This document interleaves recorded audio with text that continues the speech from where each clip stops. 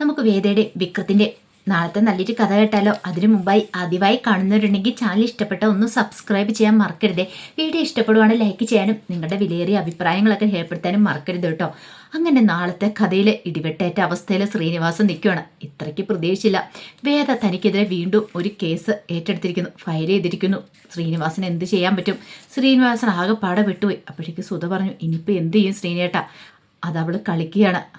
അവൾ കളിക്കുന്ന വേറൊന്നിനും വേണ്ടിയിട്ടല്ല. മിക്കവാറും ഈ ഇലക്ഷൻ ഉണ്ടല്ലോ, ഈ ഇലക്ഷനിൽ ഞാൻ നിൽക്കാൻ പാടില്ല. അപ്പം അതിന് വേണ്ടിയിട്ടുള്ള തീരുമാനമാണെന്ന് തോന്നേ.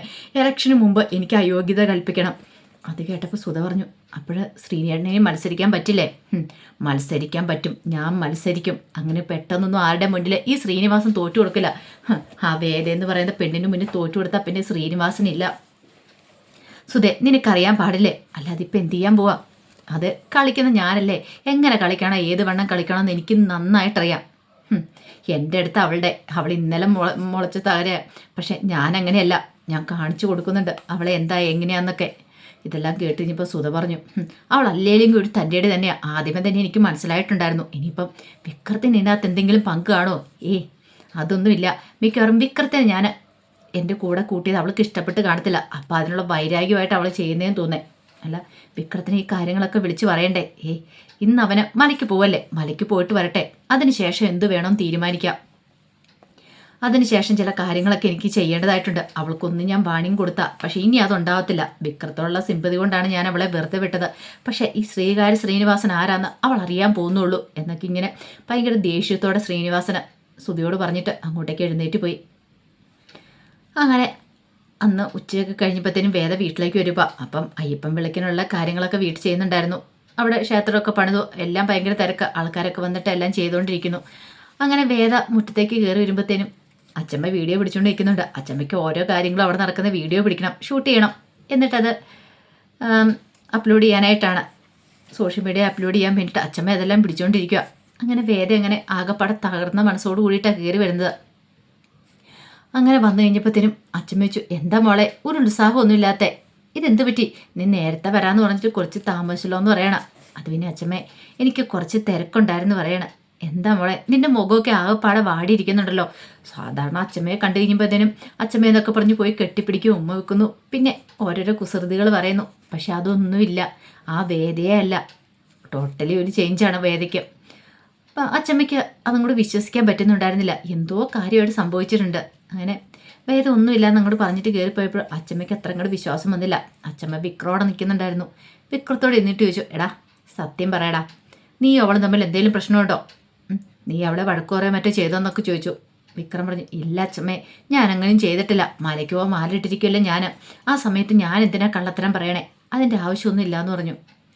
അപ്പോൾ അച്ഛമ്മയ്ക്ക് ഒന്നും കൂടി വിശ്വസിക്കാൻ പറ്റിയില്ല. പിന്നെ വേദയ്ക്ക് എന്തായിരിക്കും പറ്റിയത് എന്നൊരു ചിന്തയുണ്ടായി. വേദ അങ്ങനെ മുറിയിലേക്ക് ചെന്ന് ബാഗൊക്കെ വെച്ചിട്ട് അവിടെ ഇരിക്കുവാണ്. വേദയ്ക്ക് അവിടെ നനങ്ങാൻ പോലും തോന്നിയില്ല. വിക്രം മലയ്ക്ക് പോകുമ്പോഴത്തേനും തനിക്കിനി പോകണം, തനിക്കിനി ഇവിടെ നിൽക്കാൻ പറ്റില്ല. ഈ വീട്ടിലുള്ളവരെ പിരിഞ്ഞു പോകാമെന്ന് പറഞ്ഞാൽ അത് ചിന്തിക്കാൻ പറ്റുന്നതിലും അപ്പുറമാണ്. താനും വിക്രവും പിരിയാൻ പോകുന്നു. വീട്ടിൽ ചെന്നിട്ടുണ്ടെങ്കിൽ ഡിവോഴ്സ് നോട്ടീസ് കൊടുക്കും. അതൊക്കെ ഓർത്ത് കഴിഞ്ഞപ്പോഴത്തേനും വേദയ്ക്ക് സമനില തെറ്റുന്ന പോലെ തോന്നി. അപ്പോഴാണ് കമല അങ്ങോട്ടേക്ക് വരുന്നത്. വേദ വന്നു. പക്ഷെ വേദ ഇതുവരെയായിട്ടും പുറത്ത് കാണാതെ വന്നു. ഇപ്പോഴത്തേനും കമല അങ്ങോട്ട് ചെന്നു. കമല എന്നിട്ട് ചെന്താ മോളെ, നീ എന്താ ഇങ്ങനെ ഇരിക്കണേ? ഇങ്ങോട്ട് എഴുന്നേറ്റ് വരാൻ പറയണം. അമ്മ പോയിക്കോ, ഞാൻ വന്നേക്കാന്ന് പറയാം. എന്താ മോളെ, നിനക്ക് എന്താ പറ്റിയത്? സത്യം പറ. ഈ അമ്മയോടെങ്കിലും തുറന്നു പറ. നീയും വിക്രം തമ്മിൽ എന്തെങ്കിലും പ്രശ്നമുണ്ടോ? ഇത്രയും നാൾ അങ്ങനെ ഒരു പ്രശ്നം നിനക്കില്ലായിരുന്നല്ലോ, പെട്ടെന്ന് എന്താ ഇങ്ങനെ ഒരു തോന്നൽ എന്നൊക്കെ ചോദിക്കുകയാണ്. അത് കേട്ടപ്പോൾ വേദ പറഞ്ഞു, എന്നെക്കൊണ്ട് വയ്യമ്മേ, ഞാൻ മടുത്തു ഈ ജീവിതം എന്ന് പറയണേ. മടുത്തുന്നോ? ഇതെന്താ മോളെ നീ പറയണേ? അതേമ്മേ, എനിക്ക് പറ്റില്ല. വിക്രത്തുള്ളപ്പോൾ ജീവിതം ഞാൻ മടുത്തെന്ന് പറയാം. മോളെ ഇങ്ങനൊന്നും നീ പറയരുത്. നീ ഇങ്ങനൊന്നും ആയിരുന്നില്ലല്ലോ. കാരണം എന്ത് പ്രശ്നമുണ്ടെങ്കിലും അതൊക്കെ സോൾവ് ചെയ്യുന്ന പോകുന്ന ആളാ വേദ. എല്ലാത്തിനും പോസിറ്റീവായിട്ട് കണ്ട് എന്ത് പ്രശ്നം വന്നാലും തരണം ചെയ്യാൻ മിടിക്കുകയാണ്. അതുകൊണ്ടാണല്ലോ വീട് ജപ്തിയുടെ കാര്യം വന്നു കഴിഞ്ഞപ്പോഴത്തേനും അവരുടെ മുന്നിലേക്ക് നല്ല തൻ്റെ അടുത്തോടെ നെഞ്ചു മരിച്ചു തന്നത്. എൻ്റെ നെഞ്ചിക്കൂടെ JCB കയറ്റിക്കൊള്ളാനും പറഞ്ഞ് നിന്ന് വേദ. പക്ഷെ എപ്പോഴാ വേദയല്ല, തകർന്ന മട്ടിലൊരു വേദയാണ്. വിശ്വസിക്കാൻ പറ്റിയില്ല കാര്യം എന്താന്ന്. അപ്പോഴേക്കും വേദ പറഞ്ഞു, ഞാൻ പോകും അമ്മേ, ഞാൻ ഇവിടെ നിൽക്കുന്നില്ല, ഞാൻ എൻ്റെ വീട്ടിലേക്ക് പോകാമെന്ന് പറഞ്ഞു. പെട്ടെന്ന് കമലയ്ക്ക് കണ്ണൊക്കെ നിറഞ്ഞു വന്നു. നീ എന്താ മോളെ പറയണേ? പോകുവാന്നോ? അതിന് മാത്രം ഇവിടെ എന്താ പ്രശ്നം ഉണ്ടായത്? ഇവിടെ ഒരു പ്രശ്നമില്ലല്ലോ. വിക്രം നിന്നെ വഴക്ക് പറയാൻ പറ്റിച്ചെന്നെങ്കിൽ പറ, ഞാൻ അവനോട് ചോദിക്കാന്നൊക്കെ പറഞ്ഞു. വേണ്ടമ്മേ, വിക്രം നന്നാവും പോകുന്നില്ല. വിക്രം വീണ്ടും ആ ശ്രീനിവാസനോടൊപ്പം ചേർന്നിരിക്കുക. അവർ ഇനി എന്തൊക്കെ ചെയ്യാൻ പോകുന്ന ആർക്കറിയാം. വിക്രത്തെ ഞാൻ ജീവിതത്തിലേക്ക് തിരികെ കൊണ്ടുവരുന്ന വെറുതെ മോഹിച്ചു. അമ്മയ്ക്കും അച്ഛനും ഒക്കെ വാക്ക് തന്നു. പക്ഷേ എനിക്ക് ആ വാക്ക് പാലിക്കാൻ പറ്റിയില്ല. ഞാൻ തോറ്റുപോയ അമ്മേ, ഇനി എന്നെക്കൊണ്ട് സാധിക്കില്ല എന്ന് പറഞ്ഞു. അത് കേട്ടപ്പോൾ കമല പറഞ്ഞു, ഇങ്ങനൊന്നും പറയല്ലേ മോളെ. വിക്രം മലയ്ക്ക് പോയിട്ട് വരട്ടെ. മലയ്ക്ക് പോയിട്ട് വരുമ്പോൾ എല്ലാം ശരിയാവും. ഞാൻ അവനോട് സംസാരിക്കാം. ഒന്നും ശരിയാകത്തില്ലമ്മേ. എനിക്ക് ഉറപ്പുള്ള കാര്യമാണ്. ഒന്നും ശരിയാവാനായിട്ടൊന്നും പോകുന്നില്ലെന്ന്. അല്ലെങ്കിലും ഞാൻ ഒരാൾ മാത്രം വിചാരിച്ചിട്ട് കാര്യമില്ല. വിക്രത്തിനും അങ്ങനെ തോന്നണ്ടേ, ഒരു മനമാറ്റം ഉണ്ടാവണമെന്ന്.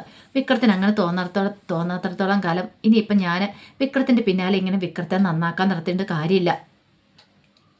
കമല പറഞ്ഞു, മോളെ എന്തിനും ഒരു പരിഹാരം ഉണ്ടല്ലോ. അതിന് നീ വീട് വിട്ടു പോയതുകൊണ്ട് എന്താ? അതെ, ഇന്ന് തന്നെ ഞാൻ പോയാലോ എന്ന് ആലോചിക്കുക.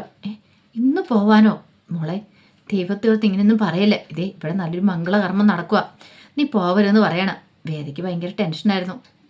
അപ്പോഴേക്കും വേദ ഇങ്ങനെ ആലോചിച്ചു, മോളെ നീ ഇങ്ങനൊന്നും പറയല്ലേ.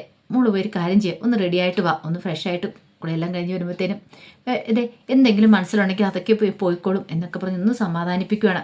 പക്ഷേ വേദയ്ക്ക് ഭയങ്കര ടെൻഷനായിരുന്നു. പിന്നീട് കമല സങ്കടത്തോടെ കരഞ്ഞുകൊണ്ടാണ് മുറിയിൽ നിന്ന് പുറത്തേക്ക് ഇറങ്ങി പോകുന്നത്. പിന്നീട് കമല ആകെപ്പാടെ വിഷമിച്ചിരിക്കുകയാണ്. അപ്പോഴേക്കും വിക്രം അങ്ങോട്ട് വന്നു. വിക്രം വന്നു കഴിഞ്ഞപ്പോഴത്തേനും കമല പറഞ്ഞു, എനിക്ക് നിന്നോട് അല്പം സംസാരിക്കാനുണ്ടെന്ന് പറഞ്ഞു. എന്നോടാ? എന്താമ്മേ? അല്ലടാ, വേദയ്ക്ക് എന്താ പറ്റിയത്? അവൾ നിന്നോട് വല്ലതും പറയുകയോ മറ്റോ ചെയ്തോ? ഇല്ലമ്മേ, എനിക്കറിയില്ല അവൾക്ക് എന്താ പറ്റിയെന്ന്. അവൾ എന്നോടൊന്നും പറഞ്ഞിട്ടില്ല. ഞാൻ അവളോട് ചോദിച്ചു, പക്ഷെ അവളൊന്നും പറയാൻ കൂട്ടാക്കുന്നില്ല. അത് കേട്ടപ്പോൾ കമല പറഞ്ഞു, നീ ആ ശ്രീനിവാസൻ്റെ കൂടെ വീണ്ടും കൂടിയത് അവൾക്കൊട്ടും ഇഷ്ടപ്പെട്ടില്ല. അവൾ പറയുന്നേ അവൾ ചിലപ്പോൾ ഈ വീട്ടിൽ നിന്ന് പോകുന്ന പറയണേ. അത് കേട്ടപ്പം വിക്രം പറഞ്ഞു, അമ്മേ ശ്രീനിസാറിൻ്റെ കാര്യമൊക്കെ അവളൊരു മറയായിട്ട് എടുത്തിരുന്ന അതൊന്നുമല്ല കാര്യം. അവളുടെ മനസ്സ് വേറെ എന്തോ ഒരു കാര്യമുണ്ട്. അതെന്താണെന്ന് ചോദിച്ചിട്ട് പറയുന്നില്ല. ഞാനൊന്ന് മലയ്ക്ക് പോയിട്ട് വരട്ടെ, അപ്പോഴത്തേക്കും എന്ത് ചെയ്യണമെന്ന് എനിക്കറിയാം. ആ സമയം കമല പറഞ്ഞു, മലയ്ക്ക് പോയിട്ട് വരുന്നോടം വരെ എന്ന് പറഞ്ഞിട്ട് നിർത്തുവാണ്. അമ്മ എന്താമ്മേ അങ്ങനെ പറഞ്ഞ്?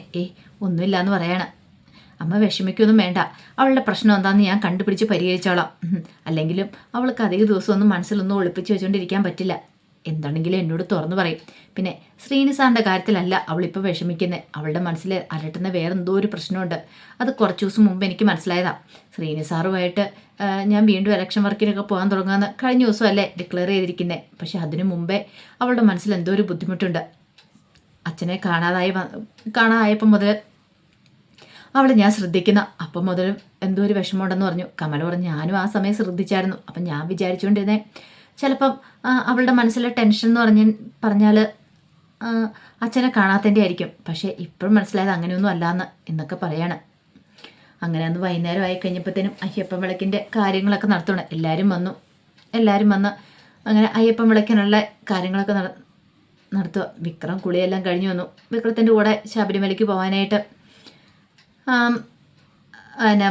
വർക്ക്ഷോപ്പിലെ രാജേട്ടനൊക്കെ ഉണ്ടായിരുന്നു. അങ്ങനെ അവരെല്ലാവരും കൂടെ വന്നു, കൂട്ടുകാരൊക്കെ വന്നു.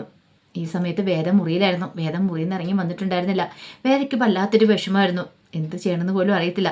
അച്ഛമ്മയൊക്കെ ഭയങ്കര സന്തോഷത്തിലാണ്. വീട്ടിൽ വെച്ചിട്ട് നേർച്ച പോലെയാണ് അയ്യപ്പൻ വിളക്ക് നടത്തുന്നത്. അപ്പോൾ എല്ലാവരും വന്ന് നല്ല ഭക്തി സാന്ദ്രമായൊരു മുഹൂർത്തമാണ്. അപ്പോൾ റെഡിയാവാൻ പോയ വേദയെ കാണാതെ വന്നു കഴിഞ്ഞപ്പോഴത്തേനും കമലയ്ക്ക് ഭയങ്കര ടെൻഷനായി. കമല പെട്ടെന്ന് അങ്ങോട്ട് നിന്നിട്ട് മുറിയുടെ മുന്നിൽ നിന്നിട്ട് മോളെ വേദയെന്ന് വിളിക്കുകയാണ്. ആ സമയം വേദ ഇറങ്ങി വരിക. നല്ല സുന്ദരിയായിട്ട് ഒരു സെറ്റ് മുണ്ടൊക്കെ കൊടുത്തിട്ടാ വേദ ഇറങ്ങി വരുന്നത്. വേദ അങ്ങനെ സെറ്റ് മുണ്ടൊന്നും എടുത്ത് അവിടെ ഒരിടത്തും പോയിട്ടൊന്നുമില്ല. വീട്ടിൽ വന്നതിന് ശേഷം ആദ്യമായിട്ടാണ് സെറ്റ് മുണ്ടൊക്കെ എടുത്തുകൊണ്ട് വരുന്നത്. ക്ഷേത്രത്തിലൊക്കെ പോകാനുള്ള സാധാരണ ചുരിദാറൊക്കെയാണ് ഇടുന്നത്. അങ്ങനെ വേദ അങ്ങോട്ടേക്ക് ഇറങ്ങി വരുന്നത് കണ്ടപ്പോഴത്തേനും വിക്രം വേദനെ ഒന്ന് നോക്കി. വേദയ്ക്ക് സങ്കടം വരുന്നുണ്ടായിരുന്നു ശരിക്കും. ഒരു പക്ഷേ ഇതും കൂടെ കഴിഞ്ഞിട്ടുണ്ടെങ്കിൽ താൻ ഈ വീട്ടിൽ നിന്ന് ഇറങ്ങേണ്ടി വരും. തൻ്റെ അവസാനത്തെ ദിവസമായിരിക്കും ഈ വീട്ടിലുള്ള. അതൊക്കെ ഓർത്തിട്ടാണ് വേദയ്ക്ക് സങ്കടം സഹിക്കാൻ വയ്യാത്തത്. അങ്ങനെ എന്ത് ചെയ്തു? അയ്യപ്പൻ വിളക്ക് നടക്കുവാണ്. അപ്പം വേദ അവിടെ എല്ലാത്തിനും കൂടി നെയ്മുദ്ര നിറയ്ക്കാൻ എല്ലാം കൂടുന്ന സമയത്ത് വേദയുടെ കണ്ണൊക്കെ നിറഞ്ഞു വരുന്നുണ്ട്. വേദയ്ക്ക് ഒരു പ്രാർത്ഥന മാത്രമേ ഉണ്ടായിരുന്നുള്ളൂ, എൻ്റെ അയ്യപ്പസ്വാമി എങ്ങനെയെങ്കിലും ഈ പ്രശ്നത്തിനൊരു പരിഹാരം കാണണമെന്ന്. അത്ര നെഞ്ചുരുകിയാണ് വേദ പ്രാർത്ഥിക്കുന്നത്.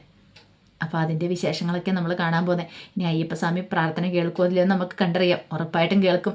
വിക്രം വരുമ്പോഴത്തേനും വേദ വീട് വിട്ടു പോയാലും വേദ തിരികെ വരുമോ തന്നെ ചെയ്യും. അപ്പോൾ അതിൻ്റെ വിശേഷങ്ങളൊക്കെ നമുക്ക് എല്ലാവർക്കും കാത്തിരിക്കാം കേട്ടോ. ഒരിക്കൽ കൂടി എല്ലാവർക്കും ശുഭരാത്രി നേർന്നുകൊണ്ട് നിർത്തുന്നു. നന്ദി.